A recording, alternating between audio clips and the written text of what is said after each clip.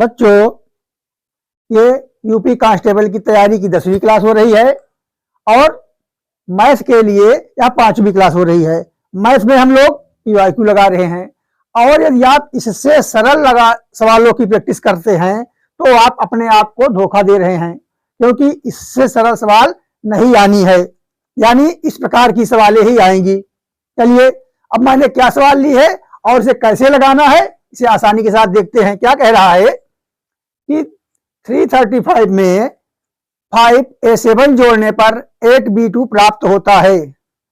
तब और क्या बता रहा है कि 8B2 सदैव 3 से विभाज्य है। अब आप A का मान अधिकतम ज्ञात कीजिए और यहाँ पर आपको ऑप्शन का विशेष ध्यान देना है। आप इन सवालों को ऑप्शन के माध्यम से भी लगाया जाता है। ऑप्शन क्या क्या है? 1, 8, 4 और 5। इनमें से कौन सा ऑप्शन सही होगा इसे आपको लगाना है। अब इनकी शर्तों को देखते हैं। क्या कह रहा है कि 335 में क्या जोड़ा है? 5A और 7, ठीक, और क्या प्राप्त होता है? 8B और 2, ठीक। और शर्त क्या बता रहा है कि जो 8B और 2 है यह संख्या क्या है? 3 से विभाज्य है, ठीक। यह संख्या क्या है? 3 से विभाज्य है।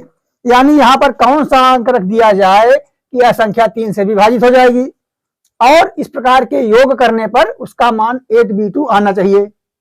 तो ये रीजनिंग की सवाल कह लीजिए या मैथ की सवाल कह लीजिए या दोनों मिला के कह लीजिए, लेकिन इस प्रकार की सवालों से आपको 2-4 होना पड़ेगा। चलिए, अब इन्हें बहुत हिसाब से लगाते हैं, कैसे इसे जल्दी से जल्दी हम हल करते हैं। ये इस बात को A का मान क्या रखा आपने? अब A बराबर 4 रख के देखते हैं। चलिए, अब A बराबर आप 4 रखते हैं तब B का मान क्या आएगा? जब A का मान 4 रख दिया तो B का मान क्या आ गया? 8, ठीक। B का मान क्या आ गया? 8। लेकिन अब क्या हो रहा है कि B का मान 8 रखने पर A का मान 4 रखने पर आपकी यह संख्या क्या होती है? संतुष्ट हो जाती है। समझ में आ गई बात? इस प्रकार की सवालें आपको इस तरह से उलझाएंगी कि कभी आप इसको संतुष्ट कर पाएंगे, कभी इसको संतुष्ट कर पाएंगे। तो जो संख्या दोनों को संतुष्ट करे वही हमारा उत्तर होगा। तो A का मान क्या हो जा रहा है? देखिए, समझिए इस बात को। A का मान आप क्या रखेंगे? 4। A का मान आप 4 रखेंगे, इसका मान क्या आ गया? 4 4 8। B का मान क्या आ गया? 8 आ गया। पूछ क्या रहा है? A का मान पूछ रहा है। A का मान आपने क्या रखा? 4। तो जो संख्या अभी तक आपको गलत लग रही थी, वही आपको सही लगने लगेगी, ठीक। यानी A का मान यदि आप 4 रखते हैं, A का मान यदि 4 रखेंगे तब B का मान 8 आ जाएगा। लेकिन पूछ क्या रहा है आपसे कि A का मान अधिकतम ज्ञात करो। A का मान क्या हो जाएगा अधिकतम? A का अधिकतम मान आप रखेंगे 4, ठीक। इससे B का मान आएगा 8 और इस 8 को अगर आप इसमें रख देंगे तब यह क्या होगी? संख्या 18 3 से विभाजित हो जाएगी। समझ में आ गई बात? तो इस प्रकार से घुमा फिरा के अगर आपको सवाल पूछे तो आप परेशान ना हो, अपने हिसाब से जो पूछा गया है उसी का आप उत्तर देंगे। A का मान पूछ रहा है, B में आप भ्रमित मत होइएगा। तो ये सवाल समझ में आ गई? चलिए बच्चों, ये ज्योमेट्रिकल सवाल है और इस तरह की सवालें आपसे पूछी जाना बिल्कुल अनिवार्य है। इन्हें आप छोड़ नहीं सकते हैं, तो इन पर ध्यान देते हैं कि कैसे इन्हें लगाएंगे। और यदि आपने ज्योमेट्री की क्लास नहीं ली है तो आप ज्योमेट्री की क्लास जाके देख लीजिए, और नहीं तो आप रटना चाहें तो रटने में तो कुछ होगा नहीं, लेकिन आप देख जरूर लीजिए, क्योंकि इन सवालों को बताना बहुत ही अनिवार्य है और ऐसी सवालें आनी ही हैं। चलिए, अब सवाल क्या कह रही है पहले समझिए आप। AB और CD एक वृत्त की 2 जीवाएं हैं। ABCD को आगे बढ़ाने पर एक दूसरे को बिंदु P पर काटती हैं। बहुत आसानी से समझेंगे। ये मान लीजिए इधर लगाते हैं। हाँ, एक गोला है, ठीक, इसका एक केंद्र बिंदु है और कोई बाहर एक बिंदु है P जिस पर दोनों रेखाएं एक दूसरे को काटती हैं। ये इनकी जीवाएं हैं। तो आप एक जीवा यहां से बनाएंगे ऐसे, ठीक, और एक जीवा यहां से बनाते हैं आप ऐसे। ये दोनों एक दूसरे को बिंदु P पर काट रही हैं। ठीक, कौन है पहले? ए बी और सी डी। तो ए बी यहां हो गए आपके, ए यह बिंदु हो गया, बी यह हो गया, सी आप इसे लिख सकते हैं और डी आप इसे लिख सकते हैं, बिंदु पी हो गया। इतनी बात समझ में आई आपको कि जो सवाल का डायग्राम आपसे जानना चाहता है वह इस प्रकार से है। इतनी बात समझ में आई। ए बी और सी डी दो जिह्वाएं हैं, दो बाहर किसी बिंदु पी पर एक दूसरे को काटती हैं। समझ में आ गई बात? यानी जीवाएं इस प्रकार की हैं कि एक दूसरे को पी पर काटती हैं। अब आपको बता रहा है कि पी सी बराबर 5.6। अब पी और सी का मान देखेंगे, ये कितना है? यह 5.6 है। क्लियर? अगली बात, पी और बी बराबर 6.3। पी और बी बराबर 6.3। ठीक, ए और बी बराबर 7.7। ए और बी बराबर 7.7।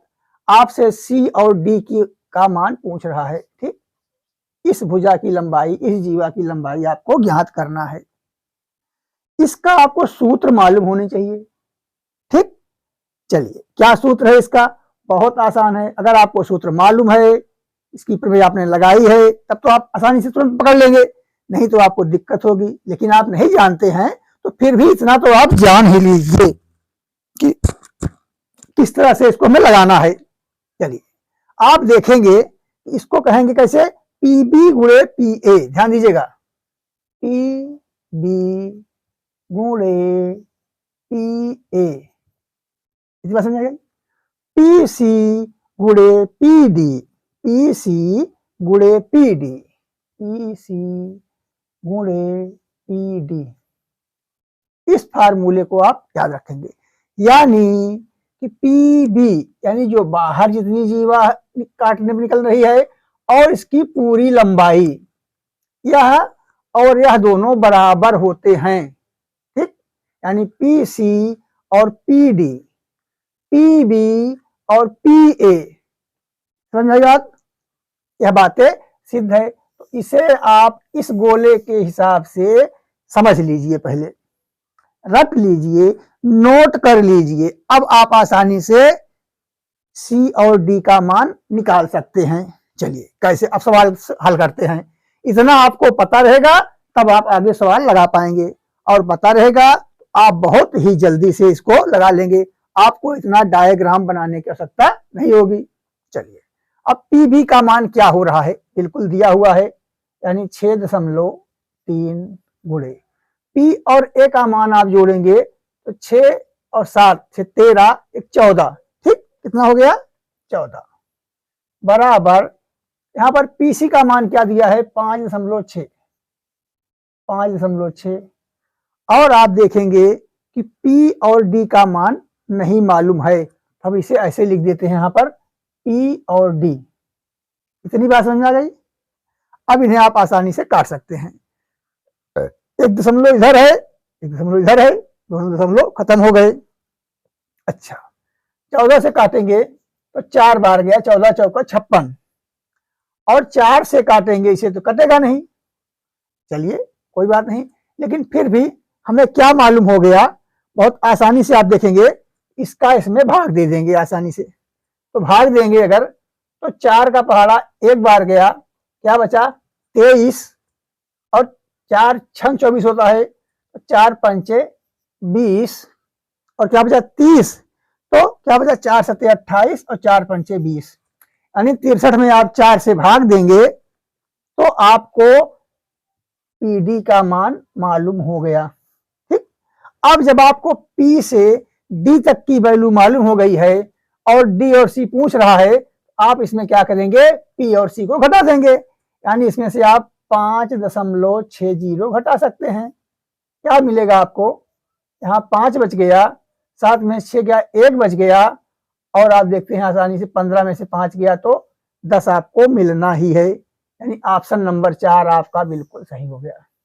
ठीक, सवाल बहुत सरल है, बहुत आसान है, लेकिन आप इसे लगाना चाहें और इसे लगाए रहेंगे तब आप आसानी से लगा सकेंगे। ठीक, तो आप इससे परिचित हो लीजिए, इसको एक बार देख लीजिए, समझ लीजिए, और यह जो आपको एक सिद्धांत बताया गया है इस प्रमेय को आप जान लीजिए।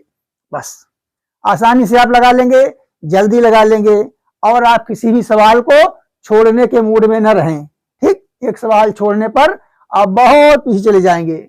इसलिए आपको गणित और रीजनिंग की मिला करके पूरी की पूरी सवाल हल करना अनिवार्य है। ठीक, चलिए अगली सवाल देखते हैं। चलिए बच्चों, अब आपको यहाँ पर रंग रंग की सवालें मिल रही हैं, हर अध्याय से सवालें मिल रही हैं। तो एक अध्याय आप जानते हैं ट्रिग्नोमेट्री, बहुत महत्वपूर्ण सवाल आती है यहाँ से, इसे आप लगाएंगे। क्या कह रहा है, यदि √13 sin थीटा बराबर 2, तब 3 tan theta plus 13 sin theta upon √13 cos theta minus 3 tan theta बराबर क्या होगा। चलिए, अब बहुत बेसिक सवाल है, बहुत आसानी से आप इसे लगा सकते हैं। जब इस प्रकार मान दिया रहेगा तो आप ज्ञात कर सकते हैं कि साइन थीटा बराबर हो जाएगा 2/√13। ठीक, और 2/√13 को अगर एक ट्रायंगल में आपको फिट करना है तो आप जानते हैं इसका मान हो गया लंब और ये हो गया इसका कर्ण का मान। यानी किसी त्रिभुज ABC में जो समकोण होगा, अगर साइन थीटा की वैल्यू आपको दी गई है तो आपको लंब और कर्ण का मान ज्ञात हो गया, तो आप आसानी से बेस को निकाल सकते हैं। बेस का मान यानी BC² बराबर क्या हो जाएगा, तो BC² बराबर आप पाएंगे √13 का स्क्वायर माइनस 2 का स्क्वायर। ठीक, BC का मान मालूम क्या हो गया आपको, ध्यान दीजिएगा 13, हाँ इसका मान होगा 13, इसका मान हो गया -4, यानी 13 में से 4 गए 9, तो BC बराबर क्या हो गया, ये 9, तो BC² बराबर 9, तो BC बराबर क्या हो गया 3। क्लियर, इसमें आपको समझाने के लिए इतनी देर लग रही है, बाकी इस सवाल को देखते ही 13 sin थीटा बराबर 2, इसका मतलब है कि इसका बेस 3 ही होगा। तुरंत आप 13 में से 4 घटा के 9 का अंडर कर देंगे और आ जाएगा। ठीक, चलिए, लेकिन आप अभ्यास करते रहेंगे तब, बाकी नियम ये है इसका। समझ में आ गई बात, इसको थोड़ा छोटा कर दें यहाँ पर, नहीं तो आप उसी में इसको भी घोर देंगे। क्लियर, चलिए अब आप आसानी से tan थीटा का मान, cos थीटा का मान सब कुछ निकाल सकते हैं। तो इस त्रिभुज के माध्यम से, ये जो आपने निकाला ट्रायंगल, इसका मान, इसके माध्यम से हम इस सवाल को हल करेंगे, क्योंकि इसको सवाल में दिया गया था। चलिए अब आप लगाएंगे सीधा सीधा 3 लिखा हुआ है, और tan थीटा बराबर लंब बटे आधार। लंब क्या है यहाँ पर, लंब यहाँ पर आपको मिल रहा है 2, आधार कितना है आपका 3, इतना क्लियर हो गया। लंब बटे आधार यानी 2/3 tan का मान प्लस √13 आपने लिख लिया। अब साइन थीटा की वैल्यू आप पहले ही निकाल चुके हैं, 2/√13 यानी गुणे 2/√13। इतनी बात समझ में आ गई। अब नीचे आते हैं, यहाँ पर √13 आपको मिल गया, और कास का आधार बटे लंब, आधार कितना है आपका, आधार है 3, और लंब कितना है, लंब है 2। इतनी बात समझ में आ गई आपको। एक मिनट, कास आधार, एक मिनट कहाँ गया कागज, आधार बटे कर्ण। ठीक, कास थीटा बराबर क्या हो गया आपका, आधार बटे कर्ण। ठीक, आधार क्या है 3 और कर्ण क्या है √13 प्लस 3, फिर tan थीटा का मान क्या आ गया आपका, tan थीटा का मान हो गया आपका लंब बटे आधार। ठीक, लंब क्या है 2, आधार क्या है 3। इतनी बात समझ आई। यानी इस त्रिभुज से cos थीटा का मान, tan थीटा का मान, sin थीटा का मान आसानी से आप निकाल सकते हैं। अब काट पीट शुरू कर दीजिए, 3 से 3 कट गया, √13 से √13 कट गया, ये इससे कट गया, ये इससे कैंसिल हो गया। ठीक, आपको ऊपर क्या मिल गया, 2 और 2 4, और नीचे क्या मिल जाएगा, यहाँ पर थोड़ा चिन्ह माइनस का था, 3 में से 1 गए 2, यानी आपको क्या मिल गया 4/1। ठीक, क्या मिल गया 4/1, और 4 में 1 से भाग देंगे तो आपको 4 ही वैल्यू प्राप्त होगी। तो इस सवाल को लगाने का मतलब ये है, हमारा बताने का मकसद ये था कि आपको अगर इस प्रकार मान दिया रहे, ये ध्यान दीजिएगा, तो आप साइन थीटा से उसका मान त्रिभुज में समझ करके इनके मानों को निकाल लेंगे। ठीक, इसमें आप नहीं जाने लगेंगे अब साइन थीटा है तो 2/√13 ऐसे कुछ नहीं है। आसानी के साथ आप एक त्रिभुज की कल्पना करेंगे और इनमें इनका मान रख करके तीसरी भुजा ज्ञात करके और बाकी सवाल को हल कर लेंगे। ठीक, चलिए अगली सवाल देखते हैं।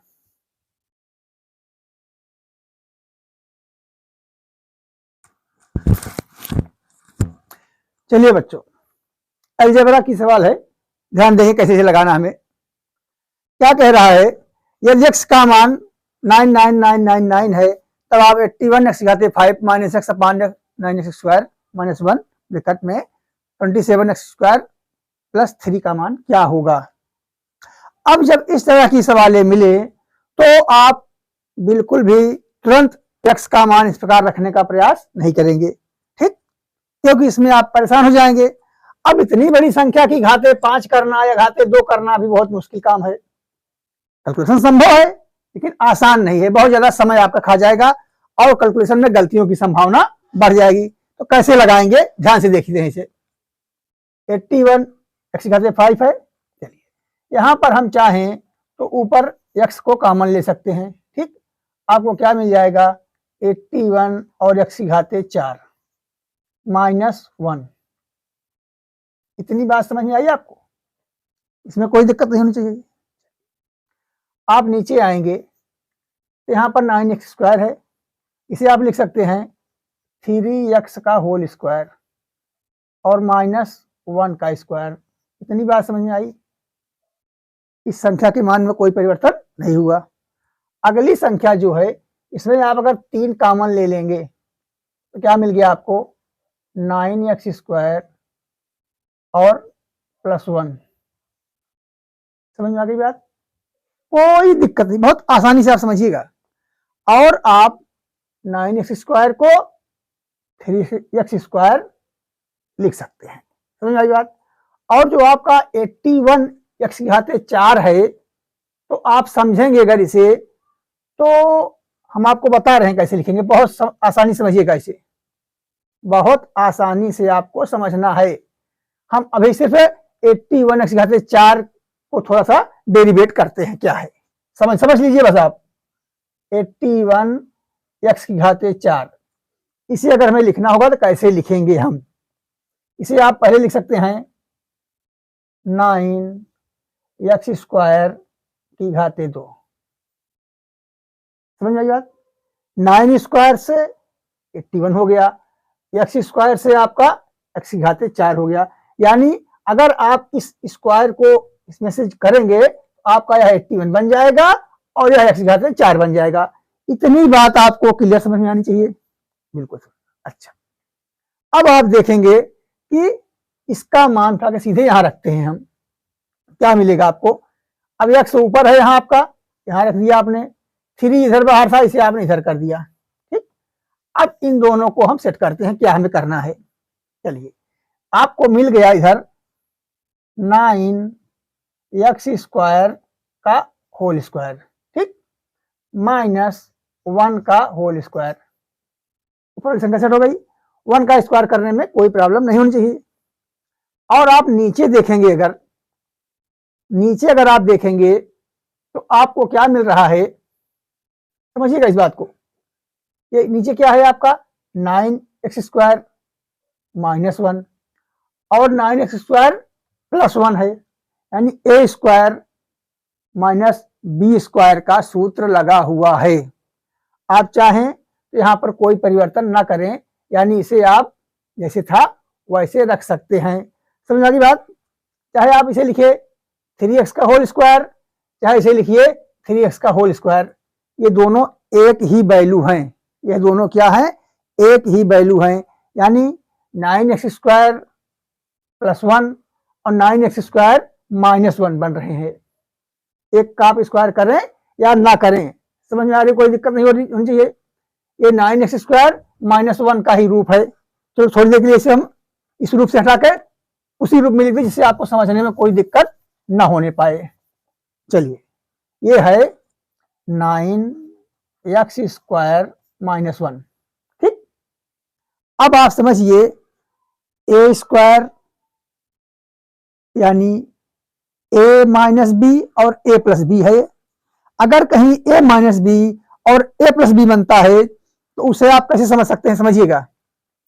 a - b a + b, तो यानी a - b और है a + b। ठीक, अब a की जगह 9x² है और b की जगह 1 है। इसको सामने से कैसे लिखते हैं हम, a² - b²। तो हमारी बात, a² - b² को हम लिखते हैं a - b और a + b में। तो a की वैल्यू क्या है, 9x² पूरा है। a की वैल्यू क्या है, 9x² पूरा है और b की वैल्यू 1 है। तो हम जो यह है इसको क्या लिखेंगे, a² की जगह, यानी इसका होल स्क्वायर पूरा लिखेंगे। कितने का, 9x² का। अब सब यही इसी बात को समझाने के लिए हमने आपको थोड़ा सा इधर डिटेल बताया कि आप हर बात को समझते चलिए। कौन सी बात कहाँ आपको क्लिक कर जाए, कहाँ उसकी जरूरत पड़ जाए, यह जानना जरूरी है। ठीक, सवालों को भगा करके लगा करके तुरंत ऑप्शन दे देना बहुत आसान बात है। यह सवाल आधे मिनट से कम में लगनी है, आधे मिनट से कम में लगनी है, लेकिन मैं चाहता हूं कि मेरे बताने के बाद आपको कोई भी डाउट ना रह जाए। ठीक, चलिए अब हम इसे 9x² को लिखते हैं क्या, a²। इसका वैल्यू हो जाएगा, समझिएगा इस बात को बहुत आसानी के साथ समझिएगा, 9x²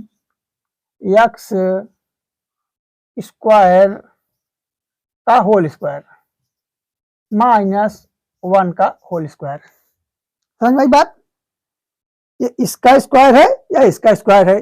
और इधर क्या था आपको, तो 81 मैंने आपको बताया था, ये कैसे था, ये देखिए 9x² का होल स्क्वायर और 9x² का होल स्क्वायर, यानी आपको यह पूरी संख्या और यह पूरी संख्या सेम मिल रही है, यानी इससे यह संख्या कैंसिल हो गई। आपको मिला क्या, x/3। x की वैल्यू 999 है और अपान में आपको 333 करना है, तो 3 3 या 3 या 3 या, यानी आपका ऑप्शन नंबर 4 ही एकदम सही है। सवाल तो लगाने में आपको बहुत आसानी के साथ हम भी बता दें कि यह क्या है, x कॉमन लेने के बाद 9x² का होल स्क्वायर -1 बन रहा है और यहाँ पर 9x² -1 9x² +1 बन रहा है, इसलिए इसका मान ऊपर नीचे कट जा रहा है और 3 से आपको भाग देना पड़ जाएगा। ऐसा नहीं, आप पहले समझिए कि हम 81 की घाते 5 को कैसे हमने 4 किया। जब 4 किया तो इसका वैल्यू आ गया 9x² का होल स्क्वायर। ठीक, तो a² - b² का सूत्र यहां बन गया और यहां पर क्या था, a² a - b a + b था। ये इसको हमने स्क्वायर किया और उसको हमने स्क्वायर में बदला। समझ में आई बात, बहुत आसानी से समझिएगा। इसी सूत्र का यह पूर्व रूप है और इस सूत्र का यह बाद वाला रूप है। इसे a² - b² को आप a - b a + b में लिख सकते हैं और a - b a + b को आप इस रूप में लिख सकते हैं। तो आप अलजेब्रा की पूरी क्लास बनी हुई है, 7 से 8 क्लास मैंने बनाया है, आप उसे जरूर देख लीजिए, आपको एक एक बात समझ में आ जाएगी। ठीक, चलिए अगली सवाल देखते हैं। चलिए बच्चों, अब हम लोग फिर से एक अलजेब्रा की सवाल सामने आ गई है और यह एक विशेष सवाल है, विशेष तरीके से लगाई भी जाती है, आप इससे परिचित हो जाएं, जिससे एग्जाम में आने के बाद आप यह ना कह सके अरे इसको तो मैंने पढ़ा नहीं, इसको तो गुरुजी ने बताया नहीं। ये बहाने नहीं चलेंगे, आपको हर सवाल से परिचित होना होगा और उनको लगाने के तरीकों से भी परिचित होना पड़ेगा। ठीक, आइए हम लगाते हैं कि इस सवाल को जल्दी से जल्दी हम लोग किस प्रकार हल करते हैं। इस प्रकार की जब आप सवाल देखें तो किसी भी अन्य तरीकों से हट करके आप क्या करेंगे, सीधे इसकी इतने की वैल्यू आप क्या मान लेंगे, इसकी पूरी वैल्यू आपने मान लिया m।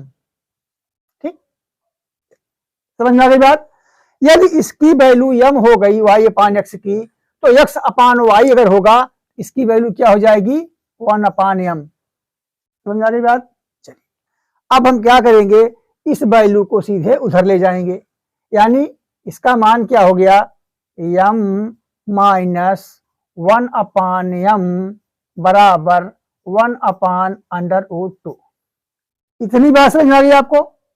इसमें कोई भी दिक्कत नहीं, यानी 1/m को हम इसके इस तरफ ले गए, यह पॉजिटिव में था यह निगेटिव हो गया और यह वैल्यू वही रह गई। समझ में आ गई बात? अच्छा, अब आपको एक कॉन्सेप्ट और समझना है यहीं पर कि हम 1/√2 को किस प्रकार इसका रूप परिवर्तन कर सकते हैं। यानी अगर हम चाहें तो इसे ऐसे लिख सकते हैं √2 माइनस 1/√2। अब बताइए कितने बच्चों को यह पता है कि इसकी वैल्यू यह सेम है, इसके मान में कोई परिवर्तन नहीं हुआ। ठीक, आप थोड़ा डेरिवेशन करके देख लीजिए कि क्या हम 1/√2 को इस रूप में लिख सकते हैं। चलिए हल करते हैं इसे आपको जानने के लिए। बताइए कोई दिक्कत नहीं हुई। आप इन दोनों का एलसीएम लेंगे, कितना हो गया √2 हो गया। एक का पहाड़ा पढ़ेंगे √2 बार जाएगा और √2 का इस 2 में गुणा का इसका मान हो गया 2 माइनस इसका पहाड़ा पढ़ेंगे इसमें एक बार जाएगा और एक का एक में यानी क्या हो गया 1/√2। अब समझ आई बात? यानी हम इस 1/√2 को इस रूप में लिख सकते हैं क्योंकि इसको हल करने पर आपको फिर यही प्राप्त हो रहा है। समझ में आ गई बात? इन छोटी छोटी बातों को आप बिल्कुल इग्नोर नहीं करेंगे, इनको आप जानते रहेंगे और इन्हीं का इस्तेमाल होना है आगे। ठीक, यदि आप इन बातों को नहीं जानते हैं तो आप किसी भी प्रकार से सफलता के आसपास नहीं पहुंच पाएंगे। समझ में आई बात? चलिए, यानी 1/√2 को हम √2 माइनस 1/√2 लिख सकते हैं। ठीक, इससे हमें फायदा क्या हुआ, क्यों हमने ऐसा किया, अब समझिए आप। m माइनस 1/m √2 माइनस 1/√2 यानी जहां जहां m है वहां वहां √2 आपको मिल रहा है। इससे हमें यह मिल जाता है कि m की वैल्यू क्या हो गई, m की वैल्यू हो गई √2। इतनी बात समझ में आपको? बहुत आसानी से समझिएगा आप, बहुत आसानी से समझिएगा, कोई दिक्कत इसमें कोई दिक्कत नहीं। चलिए अब जब आपको m की वैल्यू प्राप्त हो गई है तब आप इधर आएंगे फिर से सवालों पर और बहुत आसानी से समझेंगे। यहां पर क्या है √y/x, √y/x। आपने m कितना माना था, इस पूरी वैल्यू को माना था, ध्यान दीजिएगा। √y/x को आपने m मान लिया था तो इसका मान 1/m हो गया था। इस प्रकार आपने m की वैल्यू प्राप्त कर ली। ठीक, बहुत सरल, बहुत शार्ट तरीका है, इससे सरल कोई तरीका नहीं हो सकता है। अब आगे देखिए, इसकी पूरी वैल्यू क्या आ गई, m की वैल्यू क्या निकाला आपने √2।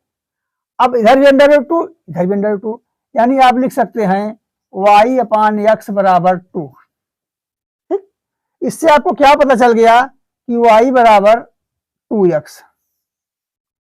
कुछ समझ में आई बात? सवाल और आसान हो जाएगी। मतलब देख लीजिए अब आगे क्या बता रहा है, x प्लस वाई बराबर 18, y की वैल्यू क्या है 2x, यानी x प्लस 2x बराबर 18, तो 3x बराबर क्या हो गया 18, तो x बराबर क्या हो गया 6। अगर x बराबर 6 है, अगर x की वैल्यू 6 है तो y की वैल्यू क्या हो जाएगी 12। समझ में आ गई बात? सवालों को देखते जाइए बस आप कि कैसे आप सवाल को लगाएंगे और कितनी तेज और कितनी जल्दी लगाएंगे। समझ में आ रही बात? एक एक पॉइंट में आपको समझा रहा हूं कि आप चाहे दूसरे को पढ़ा दीजिए किसी दिन। ठीक, अब पूछ क्या रहा है एक्स वाई का गुणनफल, तो 12 से किसे नहीं पता है, जरा जोर से बोलेंगे बच्चे, 12 छन 72। इस प्रकार से सवाल को आप हल कर लेंगे। यदि आप इस प्रकार के नियम को समझे हैं, जाने हैं, तो क्या करेगा वहां पर इनके थोड़ा एक्स वाई की जगह m/n लिख देगा, 1/√2 की जगह √2 माइनस 1/√2 लिख देगा। इस प्रकार से आपको भ्रमित कर सकता है। लेकिन यदि आप लगाए हैं तो आपके लिए कोई मुश्किल नहीं होगी। चलिए एक सवाल, दो सवाल और आपको दिखाते हैं कैसे बच्चों। अब आप एक लाभ और हानि की सवाल देख लीजिए। आप इसके कॉन्सेप्ट को समझेंगे, क्या पूछ रहा है और आपको क्या बताया है। अब जब इस बात को आप रेशियो में सेट कर देंगे, आप इसे बहुत आसानी से और बहुत जल्दी लगाएंगे। देखिए समझिए इस बात को, यानी जो उसने कीमत, ये क्या हो गया, एक मिनट,